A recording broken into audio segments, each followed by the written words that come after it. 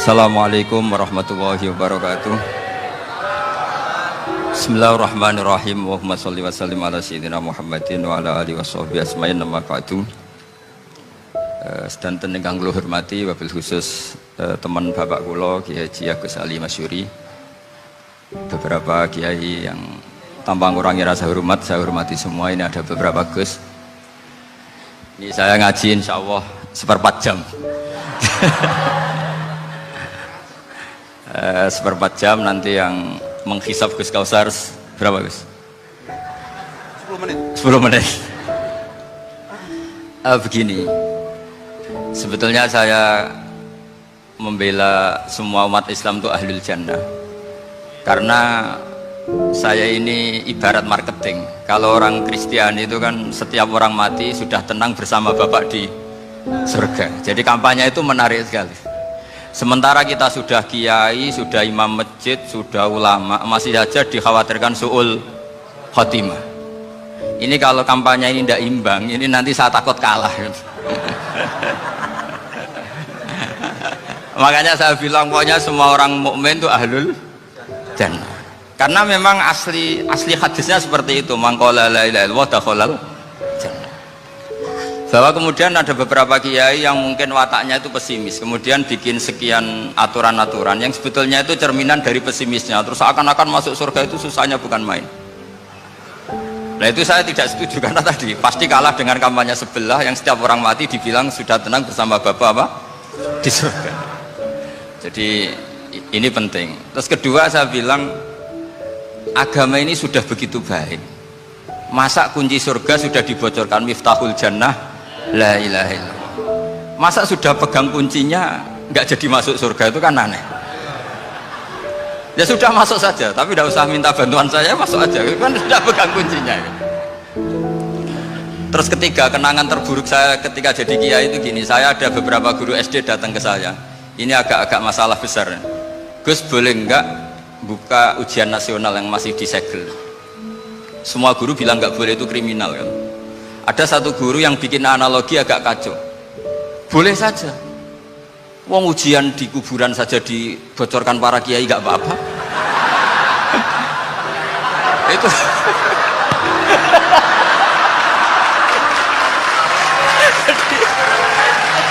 tapi ini kriminal ya. Perhatian kepada kiai, nggak boleh memukul pemateri.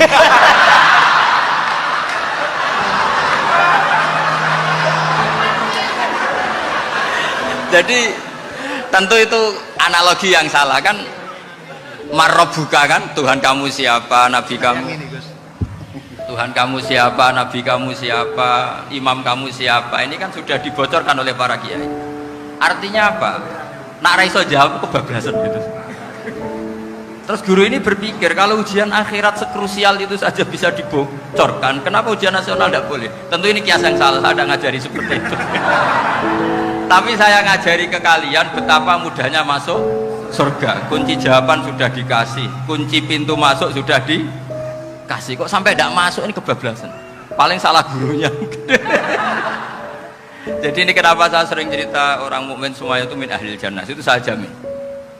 Sama tidak usah takut su'ul khotimah, tidak usah takut berlebihan seperti itu. Karena setahu saya, setidaknya saya mewakili ulama zaman ini, rata-rata guru kita ini bermadzhab Syadzili dalam berkeyakinan berpikir tentang Allah.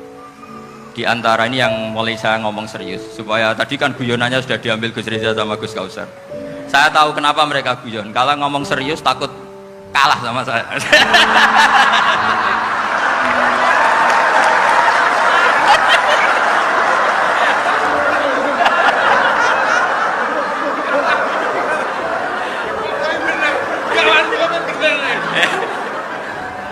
Karena saya ini sudah terkenal pemikir serius, jadi artinya itu satu kepintaran mengalihkan. Ya, oh ya, sudah itu satu kecerdasan. Tidak hanya ngalim tapi betul cerdas. Jadi itu bukti beliau-beliau ini cerdas itu. Saya berpikir begini, ini madzhab Syadzili, kita semua tentu Syadzili karena kita semua ngaji kitab hikam. Kita tahu kitab hikam itu muridnya Abul Abbas Al-Mursi, Abul Abbas Al-Mursi muridnya Syekh Abil Hasan apa? Asy-Syadzili. Saya masih ingat betul makalah itu, dan saya ulang-ulang setiap saya ngajar di sarang saya ajarkan itu. Kilali, kata Abdul Hasan As-Sadili, saya pernah dapat hatif, dapat semacam ilham. Apa makna min syarril waswasil khannas? Itu kata beliau dijawab oleh hatif itu.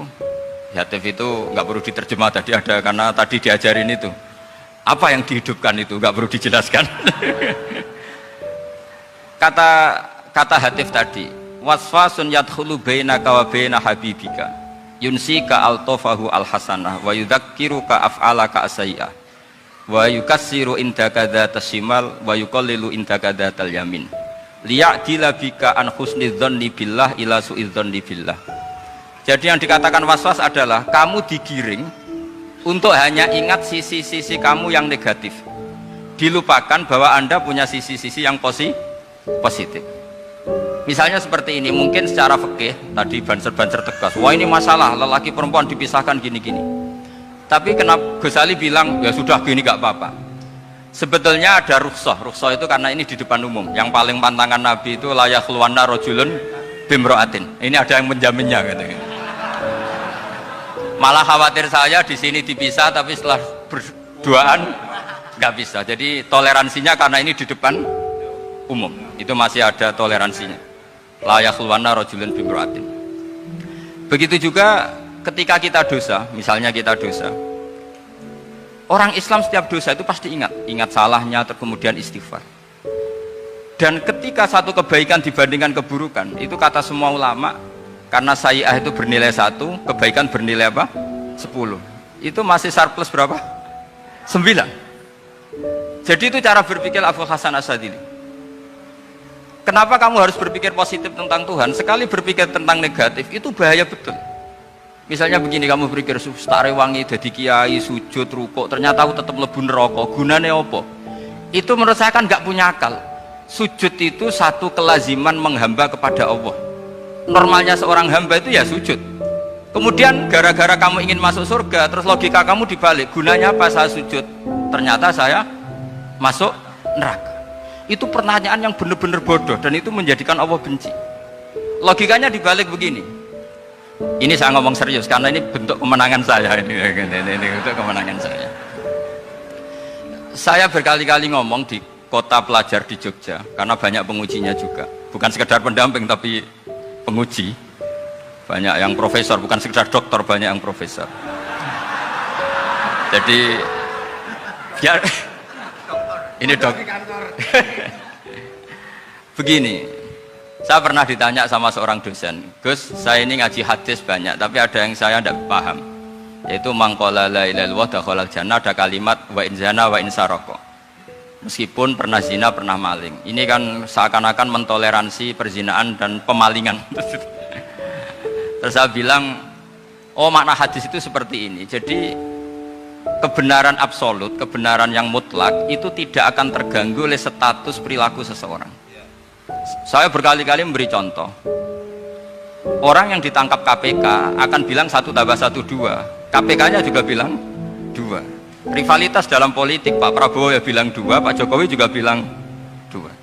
Orang yang zaniyah, yang lonte pun akan bilang 2. Muftinya juga bilang 2. Ketua MUI-nya juga bilang 2. Artinya gini, kebenaran yang absolut adalah kebenaran yang siapapun akan meyakini seperti itu. Seperti 1 ditambah 1 2. Kamu punya musuh bilang 2. Kalau ibu-ibu ini punya maru ya marunya bilang 2 tadi tambah mama. Nggak tahu saya terjemahnya apa tadi. Nah, kebenaran yang absolut itu kebenaran yang siapapun pasti mengakui. Dan uniknya begini, saya kalau saya pernah ngaji acara himmah, acara pondok sarang di Demak. Kalau kamu bilang 1 ditambah 1 menjadi 2, untuk mengatakan 2 itu kamu butuh hadiah enggak? Mereka semua jawab enggak. Kita semua enjoy saja mengatakan tembok itu putih. Kenapa? Karena memang putih. Kita mengatakan 1 tambah 1 2 karena memang kita tanpa presentasi dapat hadiah, dapat penghormatan. Kenapa untuk mengatakan Allah itu Tuhan kita butuh surga? Memangnya kalau tidak ada surga Allah tidak jadi Tuhan? Ini problem orang soleh-soleh yang terlalu pesimis. Makanya nanti orang-orang soleh itu masuk surganya berat. Tapi kalau orang alim lebih gampang kira-kira seperti itu. Iya, karena kan imannya lebih bagus. Dalam hadis qudsi Allah ini yang dibuli orang-orang soleh. Laulam akhluk jannatan wala naron alam akun ahlan an uto'ah. Dalam hadis qudsi itu, Kalau saja saya tidak menciptakan surga dan neraka, apa saya tidak jadi Tuhan yang perlu ditaati? Apa kalau kamu tidak saya kasih uang 1 juta terus bilang 1 tambah 1 11? Enggak kan? Tetap bilang berapa? 2. Kalau kebenaran absolut yang 1 tambah 1 kamu bilang 2 meskipun tanpa mendapat hadiah. Kenapa untuk bilang Allah Tuhan kamu butuh hadiah surga? Itu kan serai ikhlas belas. Makanya saya terus mengajarkan ikhlas. Ikhlas itu bisa dilatih dengan akal, dengan pikiran, bil ilmi lah. Harus dilatih. Nah di sini ini momen atau makna yang mestinya harus difahami wa inzana bahwa kalimat ini sah meskipun dilafatkan seorang yang pernah zina. Sama seperti 1 tambah 1 2 sah, diucapkan siapa saja sah. Dan siapapun akan mengucapkan itu secara ikhlas. Ini penting saya utarakan. Sehingga setelah ada firqah-firqah takfiri yang mengatakan orang megang keris itu syirik, ke kuburan syirik, ini syirik. Itu salah besar. Salahnya adalah tadi kalimat-kalimat atau kebenaran-kebenaran absolut ini sudah jadi sibghatullah man ahsanu minallahi sibghah. Kalimat ini begitu absolut di hatinya orang mukmin. Sehingga ketika terganggu oleh hal-hal yang adat istiadat kayak pegang keris, kayak apa, ini tidak mengganggu. Tetap kualitas iman ini di atas keyakinan adat membawa apa keris. Kalau orang membawa keris menjadi syirik karena percaya sama makhluk. Orang misalnya kejawen kalau nggak bawa keris nggak nyaman. Orang kota itu kalau nggak bawa ATM juga nggak nyaman. Itu tidak dihukumi syirik. Kamu pergi lupa bawa HP nyaman enggak? Enggak, kenapa tidak dihukumi syirik?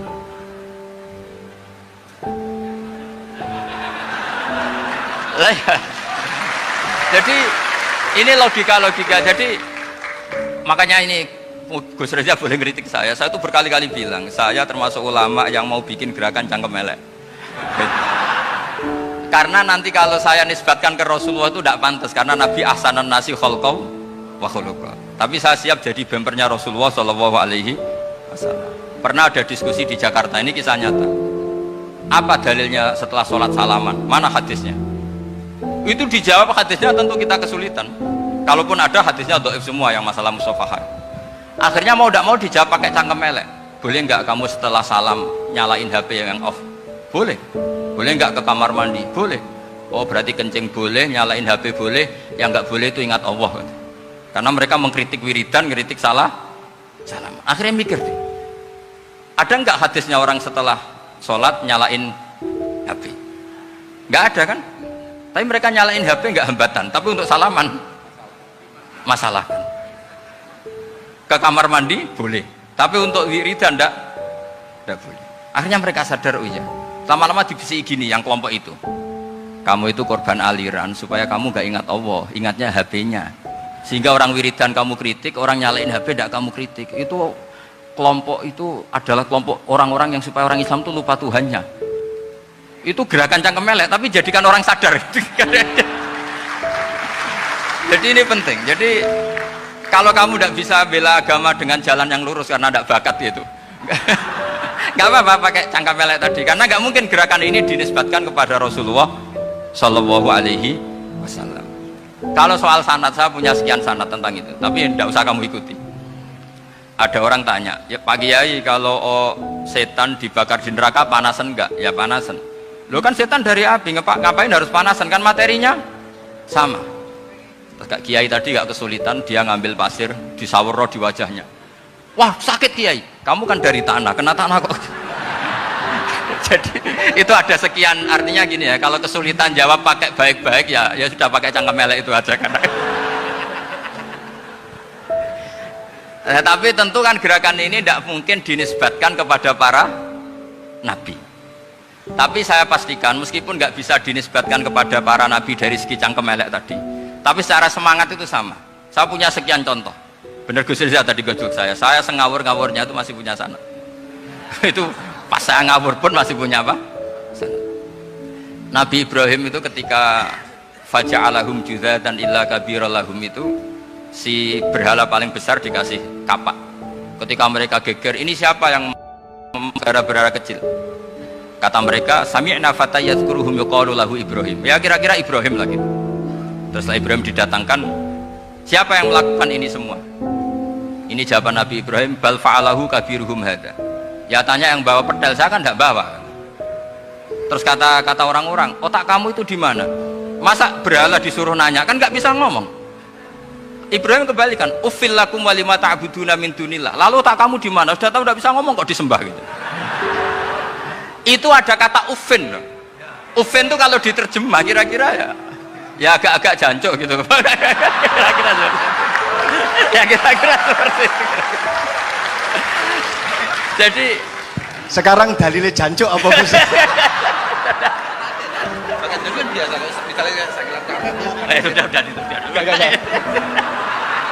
Gimana?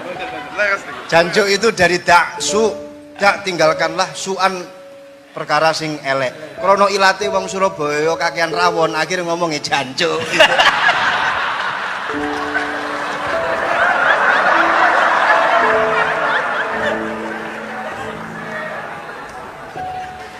Jadi mulai dulu melawan kebatilan itu harus pakai logika yang vulgar. Karena memang nggak mungkin dengan bahasa-bahasa priayi itu nggak mungkin. Dan ini penting saya utarakan. Nah, kalau nanti nggak mungkin dinisbatkan kepada Rasul karena Nabi adalah ahsanan nasi khalqa wa khuluqa, kita yang ngambil alih saja. Gus Reza, saya, Gus Kaustan ini cara cangkem elek kan pantas. Luas. Selain bakat ya sudah natural. Karena memang itu cara kita menjelaskan kebenaran. Saya ulang lagi, itu cara kita menjelaskan apa? Kebenaran. Mau tidak mau. Saya pernah ditanya sama seseorang, Gus, beberapa nabi itu kan poligami itu bukti hipersek. Karena yang tanya itu orang nasionalis yang nggak pati senang Islam. Terus tak balik tanya, perempuan itu makhluk lemah enggak? Ya lemah. Kalau nolong lama satu itu gimana? Ya baik. Kenapa nolong dua jadi tidak baik? Harusnya kalau nolong tiga tidak baik. Tapi saya tidak dukung poligami. Ini cerita saya. Setidaknya mereka jadi ingat. Saya itu pernah ditanya agak-agak orang ateis.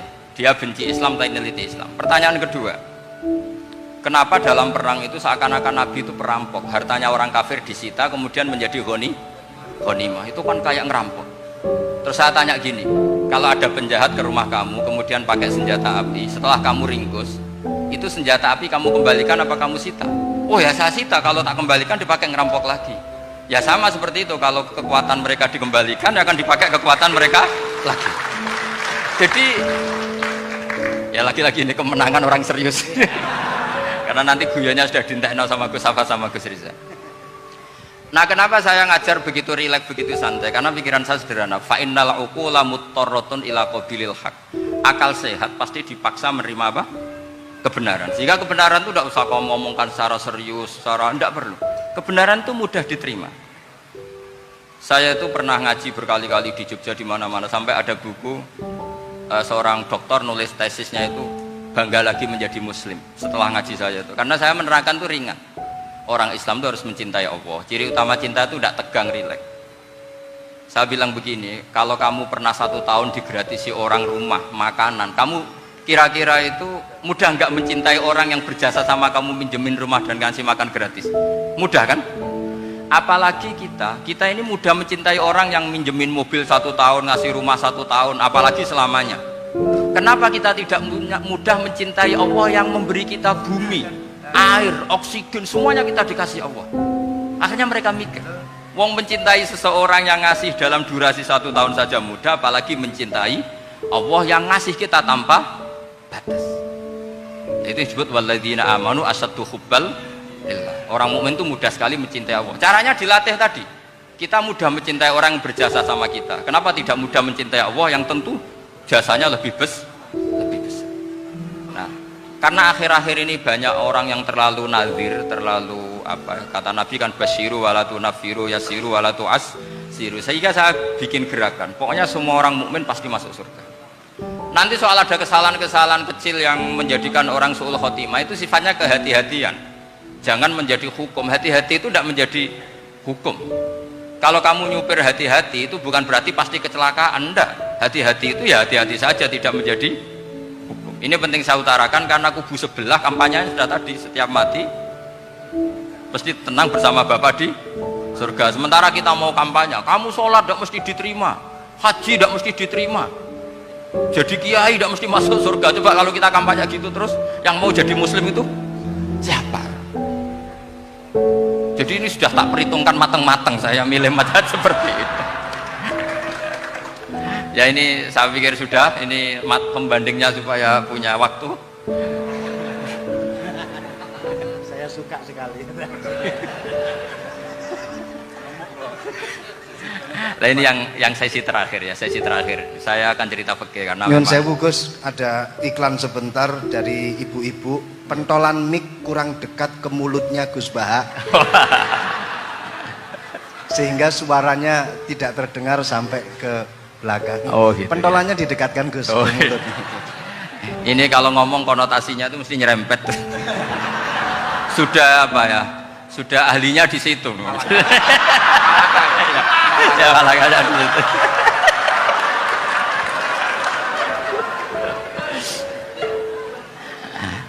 Dalam sesi terakhir saya cerita pentingnya pembanding. Imam Rafi'i itu yang ngarang kitab Muharrar. Kitab Muharrar ini adalah ringkasan dari kitab Al-Wasit. Al-Wasit itu karangannya Imam Ghazali. Al-Wasit sendiri ini khas ngaji NU, karena NU maknanya Nahdlatul Ulama, gerakan para ulama. Jadi kalau nggak ngerti alim-alim seperti itu ya ada NU. Sebenarnya sampai itu pasnya Nahdlatul Ummah, gerakan umat. Tapi kan sudah jadi partai politik Nahdlatul Ummah. Karena yang katakan NU itu Nahdlatul Ulama, gerakannya para ulama.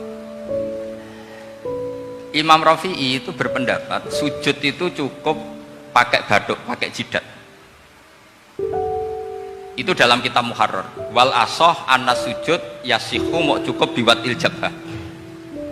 Ketika Imam Nawawi mentasih kitab Muharrar namanya Minhajut Thalibin, itu mengkritik Imam Rafi'i. Kata beliau sujud itu untuk sah harus melibatkan 7 anggota, karena berdasar hadis umirtu an asjuda ala sapati a'zumin, yaitu al jabhah wal yaden warubaten wal kodamen, yaitu jabhah 2 tangan, 2 lutut dan 2 kodamen. Akhirnya saya ngecek di kitab asli, Imam Rafi'i termasuk Ashabut Tarjih dan Imam Nawawi. 2 orang ini khilaf. Kan nggak mungkin kita sebagai musohehnya, karena yang khilaf ini 2 ulama besar, satu Imam Rafi'i, satu Imam siapa? Nawawi.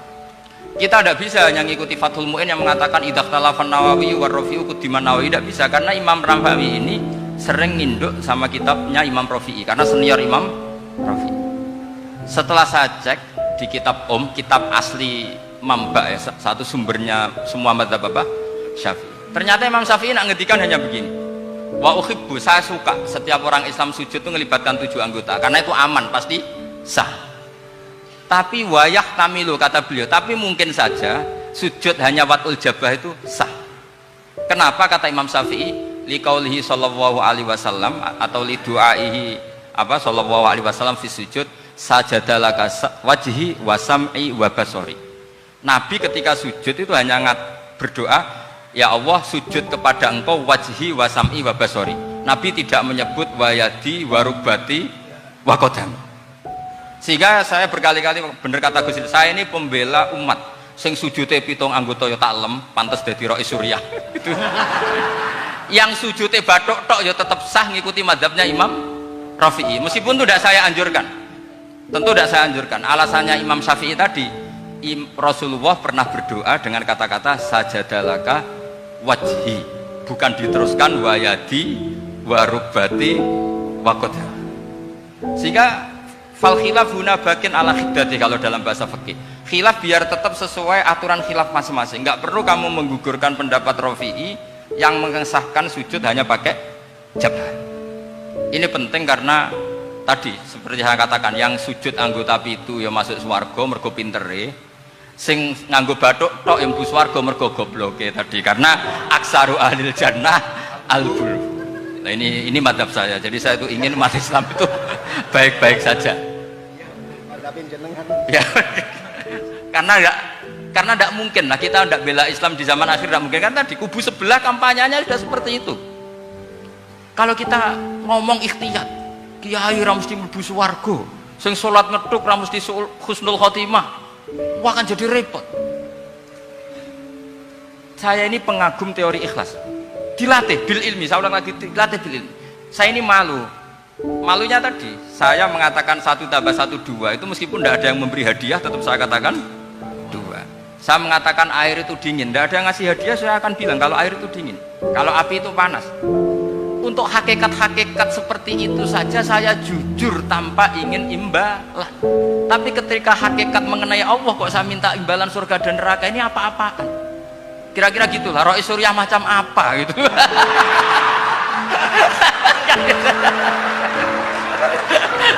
Ya saya kira demikian. Assalamualaikum warahmatullahi wabarakatuh. Waalaikumsalam warahmatullahi wabarakatuh.